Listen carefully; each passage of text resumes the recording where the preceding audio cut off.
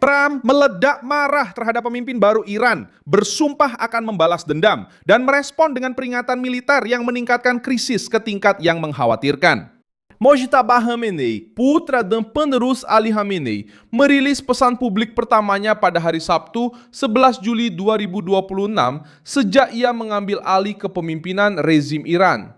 Dalam teks yang dibacakan di televisi pemerintah, ia berjanji akan membalas kematian ayahnya yang dibunuh dalam serangan yang dilakukan oleh Amerika Serikat dan Israel pada 28 Februari.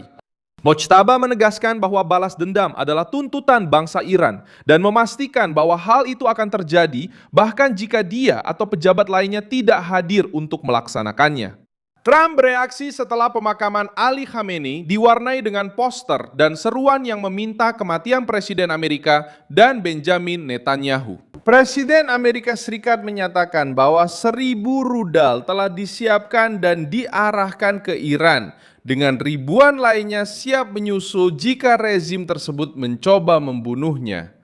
1.000 rudal telah dimuat dan diarahkan ke Iran, dengan ribuan lainnya siap untuk ditembakkan segera. Jika pemerintah Iran memenuhi ancamannya, yang telah diumumkan secara global, untuk melakukan upaya pembunuhan terhadap Presiden Zibrasi saat ini, Marsio, dalam hal ini, saya.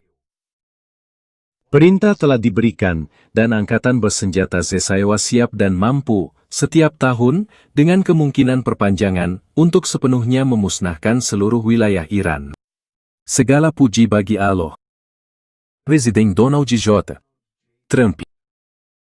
Pada saat yang sama, Washington memberi Teheran waktu hingga Sabtu ini untuk secara terbuka menyatakan bahwa Selat Hormuz tetap terbuka, mencegah serangan baru terhadap kapal-kapal dagang, dan menghentikan segala bentuk pungutan atas pelayaran. Apa yang ingin diserang oleh pemimpin baru Iran? Mengapa Trump menempatkan kekuatan militernya dalam siaga? Bagaimana rezim akan menanggapi ultimatum tentang Hormuz? Saya akan segera memberitahu Anda semua itu. Jika Anda menyukai konten yang langsung dan tanpa basa-basi seperti ini, pertimbangkan untuk berlangganan karena di sini ada video seperti ini setiap hari. Mojtaba Khamenei mengambil alih sebagai pemimpin tertinggi pada 8 Maret, beberapa hari setelah kematian ayahnya. Sejak saat itu, ketidakhadirannya di depan umum menimbulkan keraguan baik di dalam maupun di luar Iran. Tidak ada gambar, rekaman suara, atau penampilan resmi yang telah dirilis sejak serangan itu. Sumber yang diwawancarai oleh Reuters menyatakan bahwa dia mengalami luka dan cedera di wajahnya selama serangan bom yang sama yang menewaskan Ali Khamenei. Meskipun tidak muncul di hadapan masyarakat, Mojtaba memutuskan untuk menggunakan pesan pertamanya untuk berjanji akan membalas dendam dan mempertahankan retorika paling radikal dari rezim tersebut. Pernyataan tersebut disampaikan setelah 1 minggu upacara pemakaman dan mobilisasi politik yang kuat.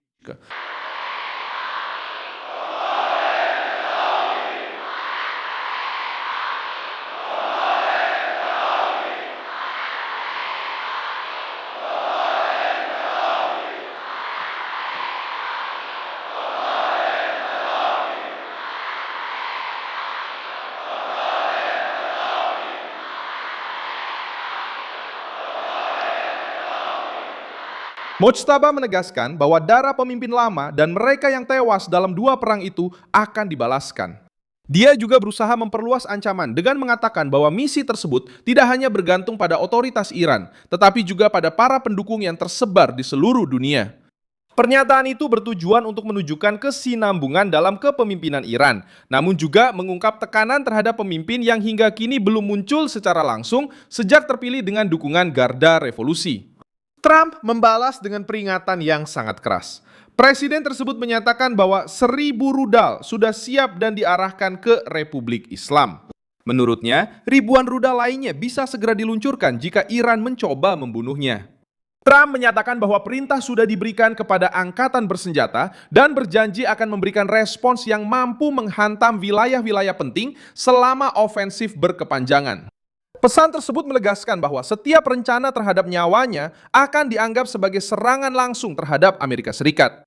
Peringatan itu tidak muncul hanya karena pernyataan dari Mojtaba. Israel memberikan informasi intelijen kepada Amerika Serikat yang mengarah pada rencana baru Iran terhadap Trump. Materi dari Israel tersebut menunjukkan bahwa Teheran sedang mempertimbangkan upaya lain untuk membunuh Presiden Amerika. Iran telah berjanji akan membalas dendam terhadap Trump sejak kematian Jenderal Qasem Soleimani yang tewas dalam operasi Amerika selama masa jabatan pertama Trump. Sekarang ancaman ini semakin kuat dengan kematian Ali Khamenei dan naiknya putranya ke tampuk kekuasaan. Pemakaman juga meningkatkan kekhawatiran Washington. Para pengunjuk rasa membawa poster yang menyerukan kematian Trump dan Netanyahu. Otoritas agama dan tokoh-tokoh yang terkait dengan rezim menggunakan upacara tersebut untuk memperkuat wacana pembalasan. Alih-alih menawarkan jalan untuk meredakan perang, pemimpin baru Iran memilih untuk mengubah pemakaman ayahnya menjadi janji terbuka untuk membalas dendam. Trump menanggapi dengan menunjukkan bahwa Amerika Serikat tidak berniat menerima ancaman terhadap presidennya tanpa reaksi keras. Krisis pribadi antara Trump dan Mojtaba terjadi bersamaan dengan perebutan kendali Selat Hormuz oleh kedua pemerintahan. Washington menuntut Teheran untuk mengeluarkan pernyataan yang mengakui bahwa jalur tersebut terbuka dan tidak ada kapal dagang yang akan diserang. Peringatan tersebut dikirim langsung ke rezim dan penguasa, bukan melalui mediator regional. Seorang pejabat Amerika menyatakan bahwa akan ada konsekuensi berat jika Iran menolak untuk memenuhi tuntutan tersebut. Pejabat lain mengatakan bahwa itu tidak akan menjadi hari yang baik bagi rakyat Iran jika jawabannya negatif. Ultimatum tersebut dipicu oleh serangan terhadap kapal-kapal yang melintasi wilayah tersebut. Pejabat Amerika Serikat menuduh pasukan Iran melanggar nota kesepahaman yang ditandatangani 3 minggu sebelumnya dengan berulang kali menembaki kapal-kapal dagang secara represif. Serangan-serangan tersebut memicu baku tembak baru dan membuat kesepakatan itu nyaris runtuh. Trump menyatakan bahwa gencatan senjata telah berakhir, namun ia mengizinkan para negosiatornya untuk terus mencoba mencari solusi. Namun, tenggat waktunya singkat. Pemerintah Amerika menuntut 3 langkah yang jelas. Iran harus mengakui bahwa selat tersebut terbuka, berjanji bahwa kapal-kapal tidak akan diserang, dan menjamin bahwa semua jalur dapat digunakan tanpa biaya. Teheran ingin mengendalikan rute-rute dan memaksa kapal-kapal untuk mengikuti jalur yang telah ditentukan oleh otoritas Iran. Rezim tersebut juga mendukung pemungutan biaya untuk setiap kapal yang melintas. Washington menolak upaya ini karena Selat Hormuz telah dianggap selama beberapa dekade sebagai jalur internasional yang penting untuk perdagangan dan pasokan energi. Trump tahu bahwa membiarkan Iran menguasai jalur ini akan memberi rezim tersebut kekuatan untuk mengancam ekonomi dunia kapan saja mereka ingin mendapatkan keuntungan politik. Saya menghemat uang. Saya harus kembali ke sana untuk mengambil kembalian saya. Bagaimanapun juga harga bensin sekarang lebih murah. Jadi terima kasih Trump, karena telah membuat saya menghemat sedikit uang. Kami berada di pom bensin pertama dari Freedom Fuel Network di Philadelphia, memimpin aksi untuk menurunkan harga bensin. $3.47.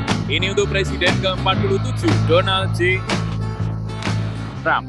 Harga bensin di sini 50 sen lebih rendah dari rata-rata negara bagian Pennsylvania. 4 Juni. Harga bensin sedang turun, itu bagus sekali.